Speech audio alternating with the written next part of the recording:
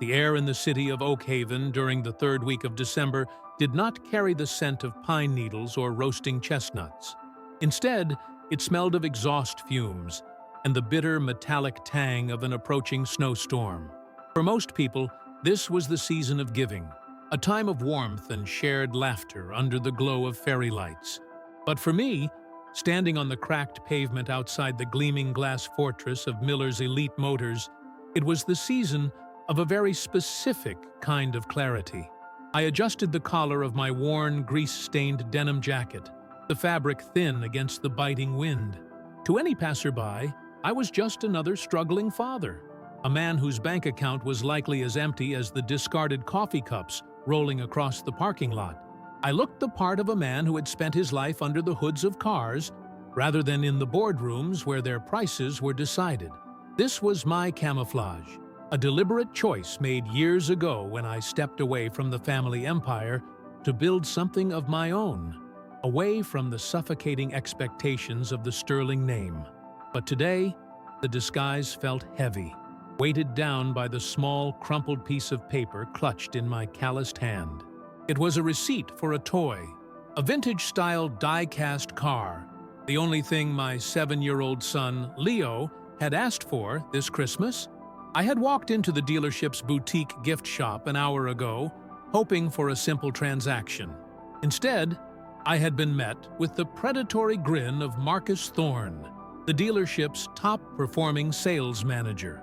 Marcus was a man who wore his arrogance like a tailored Italian suit, his hair slicked back with enough gel to withstand a hurricane. He didn't see a customer when I walked in. He saw a mark. He saw a man he could squeeze for a few extra dollars to pad his end-of-year commission. The toy, clearly marked on the shelf for $40, suddenly became $400 when I reached the counter. Marcus had leaned in, his voice a polished sneer, claiming it was a limited edition collector's item and that a man in my position should be grateful to even lay eyes on it. He laughed when I pointed out the price tag, a sharp barking sound that echoed through the marble-floored showroom. He told me that if I couldn't afford the toys, I certainly couldn't afford to be breathing the filtered air of his dealership. He had summoned 2 security guards to escort me out, tossing the toy at my chest and telling me to go find a bargain bin at a gas station. The humiliation had been public, witnessed by wealthy socialites sipping espresso in the lounge, their judgmental stares burning into my back as I was pushed toward the exit. Now, standing in the cold, I watched the festive lights of the dealership flicker. The Merry Christmas banner draped over the entrance felt like a mockery. Marcus Thorne didn't know that the struggling mechanic he had just insulted was actually Elias Sterling, the silent majority shareholder of the very investment firm that held Miller's Elite Motors debt. He didn't know that for me, $400 was less than a rounding error on a spreadsheet. But the amount wasn't the point. The point was the cruelty.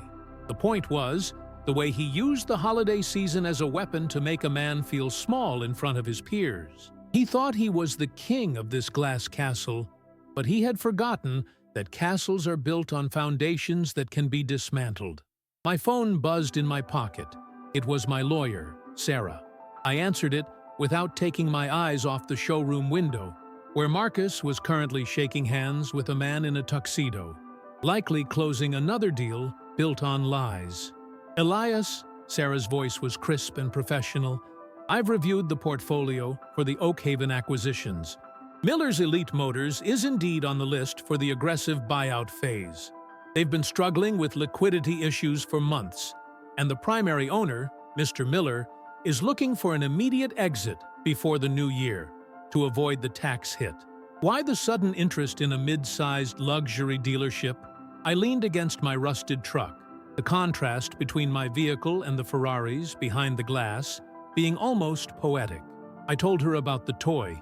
I told her about Marcus's laugh. I told her about the security guards and the way the socialites looked at my dirty fingernails. There was a long silence on the other end of the line. Sarah knew me. She knew that when I felt a sense of injustice, I didn't just get angry, I got even. She also knew that I had a particular distaste for people who used their positions of power to kick those they perceived as being below them. "So," she finally said, "you want me to move the closing date up?" I checked my watch. It was 4:45 p.m. on a Tuesday. "I want it closed by Thursday night," I replied, my voice as cold as the wind. "The dealership is hosting their annual Grand Christmas Gala on Friday evening. It's the biggest social event of the year for the local elite. I want the keys, the deed, and the employment contracts in my hand before the first bottle of champagne is popped. And Sarah? I want a full audit of Marcus Thorne's commission history. Every cent. I suspect our star salesman has been playing fast and loose with the books to maintain that lifestyle of his." I could hear the scratching of a pen on the other end. Sarah was already moving pieces on the chessboard. She told me it would be expensive to rush a closing of this magnitude, especially with the holiday shutdowns looming. I didn't care. Money was just a tool, and right now, I needed a very large sledgehammer. As I hung up, the first flakes of snow began to fall, drifting silently through the air. I looked down at the die-cast car in my hand. It was a beautiful piece, a replica of a 1963 GT. Leo would love it, but the price I was about to pay for it was going to be the most expensive lesson Marcus Thorne ever learned. I climbed into my truck, the engine groaning as it turned over. I drove away, leaving the bright lights of the dealership behind me, but I wasn't retreating. I was just giving myself enough space to build up speed for the impact. For the next 48 hours, I would be a ghost. I would work from my private office in the city, far from the grease and oil of my shop, moving millions of dollars through digital veins to secure my prize. I would watch the weather reports, hoping for a blizzard that would trap everyone inside the dealership for the gala, making the walls of Marcus's kingdom feel even tighter when they finally started to close in. The plan was simple in its execution, but devastating in its intent. I wasn't just buying a business. I was buying the right to dictate the terms of Marcus Thorne's future. Every time he had looked down at a customer, every time he had inflated a price for a vulnerable family, every time he had used his charm to mask his venom, it was all coming to a head. The Christmas toy was just the catalyst. The overcharge was the spark. Now, I was going to bring the fire. As I reached my quiet home on the outskirts of town, I saw Leo waving from the window, his face lit by the glow of our modest Christmas tree. He didn't need the Sterling millions to be happy, but he did deserve a father who could stand up to bullies. I walked inside, kissed his forehead, and tucked the toy away. "Just a few more days, Leo," I whispered. "Then we're going to have a Christmas no one in this town will ever forget." The transformation had begun. The mechanic was disappearing, and the owner was taking his place. By Friday, the hierarchy of Oakhaven would be flipped upside down, and the man who thought he could sell me a toy for 10 times its value would find out what it truly cost to mess with a Sterling. The following 48 hours were a masterclass in silent warfare. While the rest of Oakhaven was busy wrapping presents and planning dinner menus, I sat in the high-rise sanctuary of my private office, a space Marcus Thorne could never dream of entering. The transition was seamless. Through a series of rapid-fire wire transfers and legal maneuvers, the parent company that owned Miller's Elite Motors was dismantled and reorganized under a shell corporation I controlled. Mr. Miller, desperate to settle his debts before the ball dropped on New Year's Eve, didn't ask questions. He was happy to take the inflated buyout price, unaware that his anonymous benefactor was the same man his manager had thrown out into the cold just days prior. Sarah worked tirelessly, her team of forensic accountants digging through the dealership's digital archives. By Wednesday night, the report she sent me was even more damning than I had anticipated. Marcus Thorne wasn't just arrogant, he was a thief. He had been skimming from the luxury tax incentives and overcharging walk-in customers like me for years, pocketing the difference in cash to fund his fleet of leased sports cars and his membership at the exclusive Oakhaven Country Club. Thursday morning arrived with a heavy blanket of snow, turning the city into a whitewashed, silent film. I spent the day at my small mechanic shop, working on a neighbor's brakes, letting the grease settle into the lines of my palms one last time. It was a grounding ritual. I needed to remember the weight of honest work before I stepped into the role of the executioner. Every time I looked at the clock, I imagined Marcus at the dealership, probably barking orders at the catering staff for the Friday Gala, demanding the finest crystal and the most expensive vintage wines. He would be at the height of his perceived power, feeling untouchable as he prepared to rub shoulders with the city's elite. He had no idea that the ground beneath his feet was already hollow. He didn't know that the very walls of the showroom now belonged to me, or that his employment contract, along with a thick folder of his fraudulent activities, was sitting on my desk in a leather binder. By Friday afternoon, the storm had intensified, just as I had hoped.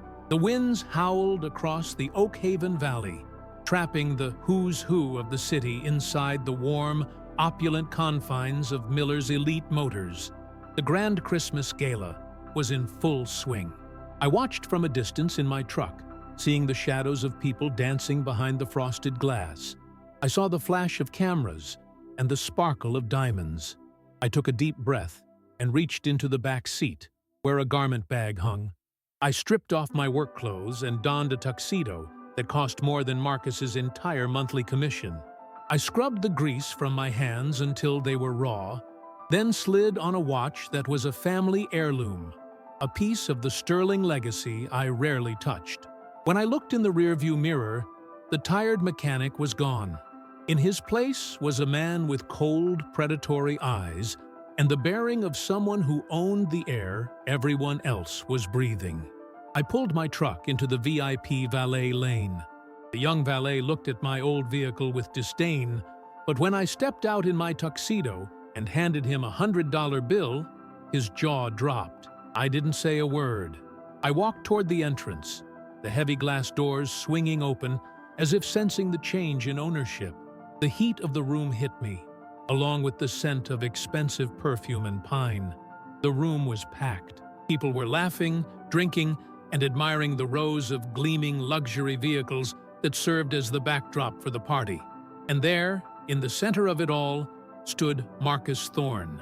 He was holding a glass of champagne, surrounded by a circle of admirers, telling a story with grand gestures. He looked like the king of the world. I waited at the edge of the crowd, watching him. I wanted to savor the moment. I wanted to see the exact second the light died in his eyes. It didn't take long. Marcus's gaze swept the room, looking for his next high-value target, when he locked eyes with me. For a moment, confusion clouded his face. He recognized the features, but the context was wrong. He remembered the man in the denim jacket, the man he had humiliated over a $40 toy. But the man standing before him now was wearing a tuxedo that fit better than his own, standing with a level of confidence that Marcus could only imitate. He excused himself from his circle and marched toward me, his face reddening with a mixture of confusion and lingering malice. He still thought he held the cards. He still thought this was his house. "You," he hissed, leaning in close so the guests wouldn't hear. "How did you get in here? This is a private event for clients, not for whatever it is you are. Did you steal that suit? I told you the other day you don't belong here. I'm calling security to have you arrested for trespassing. I'll make sure you spend Christmas in a cell for this stunt." He reached for his radio, his fingers trembling slightly. I didn't move. I didn't flinch. I simply reached into my inner pocket and pulled out a single folded document. It was the deed of sale and the corporate resolution naming me as the sole proprietor of the dealership. I held it out to him. "You're right about one thing, Marcus," I said, my voice low and resonant, cutting through the ambient noise of the party. "This is a private event, but it's my event. And as for trespassing, it's a bit hard to trespass on your own property, don't you think?" Marcus scoffed, snatched the paper, and began to read. I watched his eyes dart across the legal jargon, watched the way his hand began to shake as he reached the signature line. The color drained from his face, turning a sickly shade of gray that matched the winter sky outside.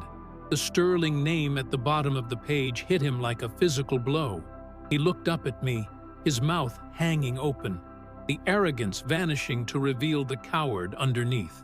This isn't possible," he whispered, his voice cracking. "Mr. Miller wouldn't sell without telling me. I'm the top salesman. I'm the face of this place." I took a step closer, invading his personal space, forcing him to look up at me. Mr. Miller was happy to sell Marcus, especially when he realized his top salesman had been stealing from him for 3 years. "You see, when you overcharged me for that toy, you didn't just insult a customer. You invited a shark into your swimming pool. And I've been very, very busy looking at your books." The people nearby began to quiet down, sensing the tension. The music seemed to fade into the background as the power dynamic in the room shifted violently. The victim had returned, and he wasn't looking for an apology. He was looking for a reckoning. The silence in the showroom was no longer the comfortable hush of luxury. It was a vacuum, sucking the air out of the room as the socialites and city officials turned their heads toward us.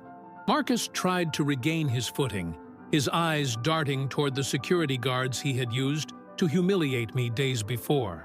He let out a desperate, forced laugh, looking around at the crowd for support. "This is a prank, right? A Christmas joke? You expect these people to believe that a grease monkey from the edge of town just bought a multi-million-dollar dealership because of a toy car?" He raised his voice, trying to reclaim his stage. "This man is a fraud. Security! Remove him immediately!" The guards hesitated, looking between Marcus and me. They saw the tuxedo, they saw the Sterling signet ring on my hand, and more importantly, they saw the absolute, terrifying stillness in my expression. At that moment, Sarah stepped through the front doors, followed by 2 men in dark suits carrying briefcases. She walked straight to me, handing me a leather-bound folder. "Everything is finalized, Mr. Sterling," she said, her voice projecting to the farthest corners of the room. "The police are waiting in the manager's office to discuss the embezzlement evidence we uncovered this morning." The word embezzlement rippled through the crowd like a shockwave. Marcus's glass slipped from his hand, shattering on the polished marble floor, the champagne soaking into his expensive shoes. The very people who had been laughing at his jokes moments ago now took a collective step back, distancing themselves from the stench of his impending ruin. I opened the folder and pulled out a stack of documents. "I don't just own the building, Marcus.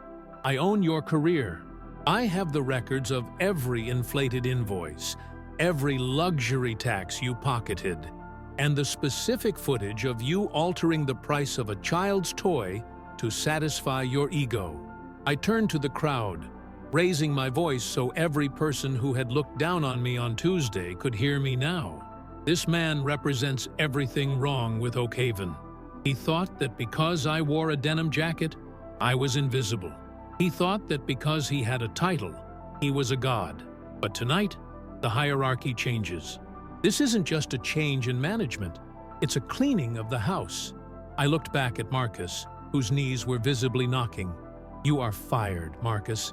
Not just from this dealership, but from this industry. I've already sent the evidence of your fraud to the licensing board and every other dealership owner in the state. By tomorrow morning, your name will be synonymous with thief. And as for the car you're driving, it's a company lease. The keys, please. Right now." The humiliation was total. In front of the mayor, the city's wealthiest investors, and the women he had been trying to impress, Marcus had to reach into his pocket and hand over his keys. He looked small. He looked pathetic. He looked exactly like the man he had tried to make me feel like when he threw that toy at my chest. As the police emerged from the back office to lead a sobbing, protesting Marcus away in handcuffs, the atmosphere of the gala transformed. The guests, ever the opportunists, began to swarm around me, offering congratulations, and trying to erase their previous judgments with forced smiles. I ignored them. I walked over to the boutique counter where the toy car still sat on a pedestal, now truly a collector's item, in a way Marcus never intended. I picked it up and looked at the price tag. I pulled out a $20 bill and a 10, placing them on the counter, the actual retail price. "The bar is closed," I announced to the room. "The party is over. But before you leave, know this. Miller's Elite Motors is being rebranded. Starting January 1st, this will be the Sterling Foundation's vocational center. We will be training young mechanics and providing fair-priced vehicles to families who actually need them. We're done selling status to people who use it as a mask for cruelty." The shock on their faces was the best Christmas gift I could have asked for. They had come for a party and stayed for a revolution. One by one, the elite shuffled out into the snow, their luxury cars idling in a line as they fled the scene of their social execution. I stood alone in the center of the vast, quiet showroom. The Christmas tree lights reflected in the windows, but the predatory energy of the place was gone. I felt the weight of the die-cast car in my pocket. It was finally mine, bought and paid for at a fair price, though it had cost Marcus Thorne everything he had ever valued. I walked to my old truck, the one the valet had looked at, with such disgust. I didn't need a Ferrari to feel powerful. I had my integrity, I had my son, and I had the satisfaction of knowing that for one night in Oak Haven, the world had been set right. I drove home through the deepening snow, the heater humming. When I walked through my front door, the house was warm and quiet. Leo was asleep on the sofa, a book about engines resting on his chest.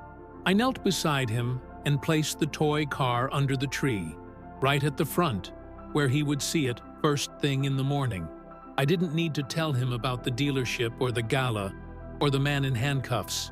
All he needed to know was that his father had kept his promise. As the clock struck midnight, marking the start of the holiday weekend, I sat by the fire and watched the embers glow. The revenge was complete. The power had shifted, and for the first time in years, the Sterling name stood for something I could finally be proud of. Merry Christmas, Oak Haven. The new owner is watching,